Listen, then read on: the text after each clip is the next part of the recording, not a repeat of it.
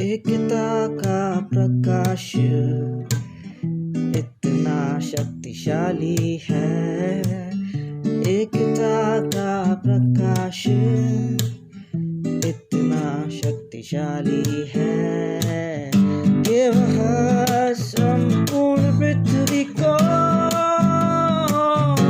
प्रकाशित कर सकता है, प्रकाशित कर सकता है।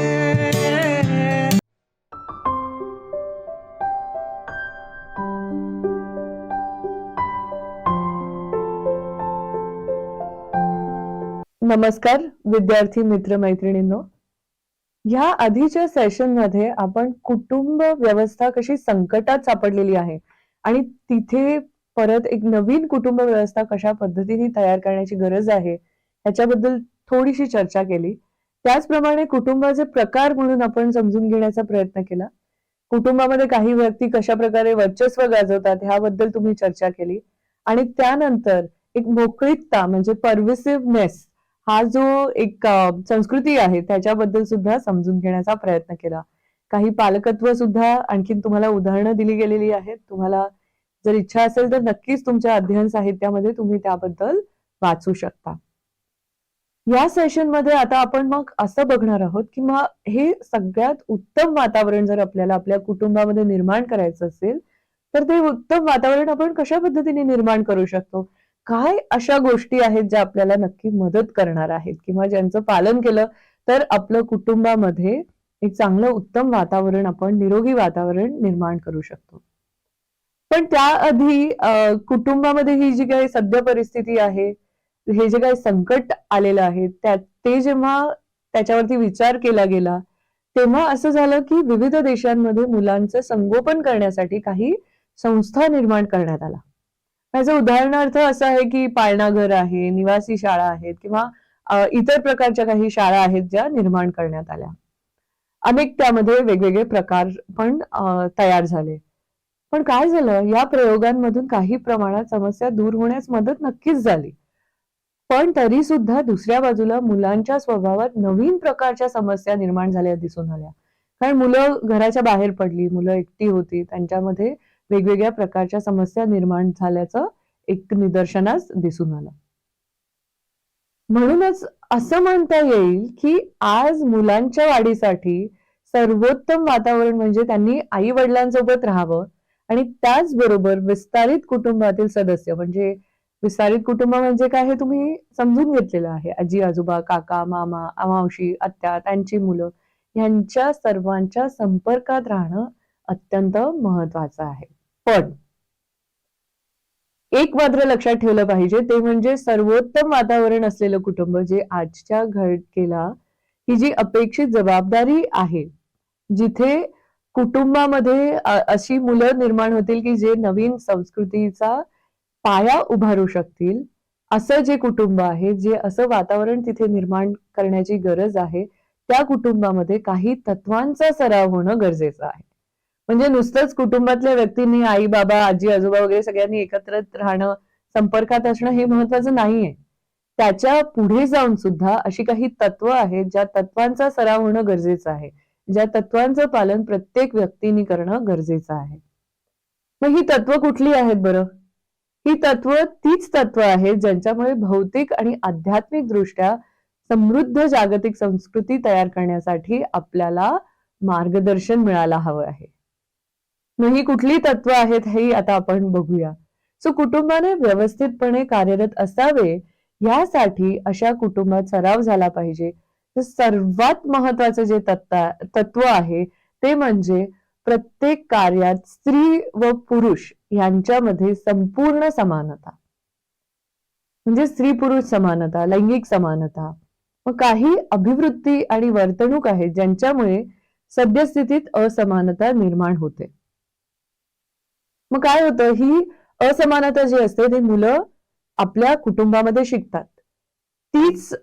ती असमानता कुटुंबामध्ये आकार घेते आणि मग ती पुढे समाजात जाते. हे अतिशय वाईट गोष्ट आहे ऍक्च्युली.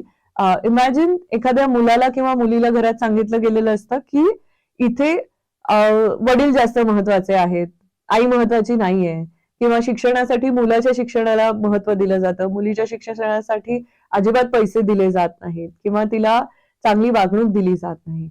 असं जेव्हा एखादं मूल घरामध्ये बघतं तेव्हा तो मुलगा कदाचित पुढे जाऊन सुद्धा अशीच वागणूक त्याची चालू ठेवतो आणि मुलीला काय वाटतं की बरोबर आहे, माझं नेहमीच दुय्यम स्थान असणार आहे. ही परिस्थिती वाईट आहे, पण हे असं घडत असतं. अनेक कुटुंबामध्ये मुलींना एक जबाबदारी असे मानतात किंवा ते त्यांच्या कुटुंबातील मुली आणि महिलांना दुय्यम दर्जा देतात, की आता ही आपली जबाबदारी आहे, काही वर्षांनी लग्न झालं की ही जबाबदारी संपेल. अशा प्रकारची मानसिकता त्यांच्यामध्ये असते. निर्णय घेण्याच्या प्रक्रियेत महिलांचा सहभागच नसतो. जसं आधीही मी सांगितलं की जेव्हा वर्चस्व गाजवतात तेव्हा अशाही प्रकारचं वर्चस्व असतं की तू स्त्री आहेस, तुला मूल आणि चूल ह्याच्या व्यतिरिक्त निर्णय घेण्याची किंवा सहभाग घेण्याची गरजच नाही. कुठली मालमत्ता असेल त्याच्यामध्ये भागीदारी करून घेण्यासाठी सुद्धा खूप लोक मान्यता देत नाहीत. किंवा उच्च शिक्षणाचा प्रश्न असतो तेव्हा मुलांना प्राधान्य दिलं गेलं जातं. अशी काही उदाहरणं आहेत. म्हणूनच संपूर्ण समानतेचा सराव केला गेला तर कौटुंबिक पद्धतीमध्ये आणि कुटुंबातील सदस्यांमध्ये कोणते बदल घडून येतील यावर चर्चा होणं महत्वाचं आहे. Imagine if all your members, सगळे तुमचे जे कुटुंबातल्या व्यक्ती आहेत, एकत्र बसून जेवतात. असं नाहीये की सगळेजण जेवतात, आई आणि बहीण असते ते सगळ्यांना वाढतात आणि मग नंतर सगळी आवराआवरी कडून ते जेवतात. अशा पद्धतीने, ही तर अगदी छोटंसं उदाहरण मी सांगितलं तुम्हाला. अशा पद्धतीची अनेक उदाहरणं असमानतेची, मग ती शिक्षणाच्या संदर्भात असो, ती पैशाच्या संदर्भात असो, आर्थिक बाबतीत असो, ह्या सगळीकडे आपल्याला दिसून येते. मग ही जर असमानता निघूनच गेली तर किती सुंदर तुमच्या कुटुंबामध्ये बदल होऊ शकतो ह्याच्यावर तुम्हाला चर्चा करायची आहे. मग त्यासाठी तुम्हाला एक छान कृती दिलेली आहे, ती तुम्हाला तुमच्या लर्निंग पार्टनर सोबत करायचं आहे.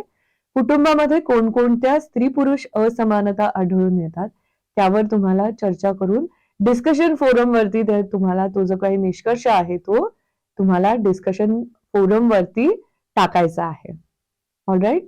मग यावर चर्चा केल्यावर तुमच्या विस्तारित कुटुंबात स्त्री पुरुष समानता वृद्धिंगत करण्यासाठी म्हणजे त्याला बढावा देण्यासाठी, त्याचा प्रसार करण्यासाठी तुम्ही काय करू शकता ह्याच्यासाठी तुम्हाला एक वैयक्तिक कृती आराखडा तयार करायचा आहे. कृती आराखडा म्हणजे काय? Action plan. What can you do? All right. आणि तुम्हाला तो कृती आराखडा जो आहे तो तुम्हाला सबमिट करायचा आहे. सो ह्याच्यामध्ये काही मी तुम्हाला पॉइंटर्स देऊ इच्छिते की जेव्हा तुम्ही प्लॅनिंग करत असता तेव्हा परत असा नका विचार करू की मी एक विद्यार्थी आहे, मी माझ्या पातळीवरती काय करू शकतो. तर स्त्री पुरुष समानतेचा आधी तुम्ही चर्चा करा, त्यानुसार किती बदल घडून येऊ शकतो कुटुंबामध्ये त्याच्यावरती चर्चा करा. आणि मग छोटी छोटी कृती आहेत की स्त्री पुरुष समानतेचा महत्व पटवून देणं. त्याच्यासाठी तुम्ही ऑनलाईन पण कृती करू शकता. विचार करा, व्हॉट्सअपचे ग्रुप्स असतात त्याच्यावर तुम्ही डिस्कशन करू शकता, त्याच्यावरती तुम्ही काही महत्वाचे मुद्दे मांडू शकता. आणि आपण जशी चर्चा केली तशीच चर्चा सुद्धा तुम्ही करू शकता. राईट. हे काही तुम्हाला पॉइंटर्स आहेत ते मी दिलेले आहेत.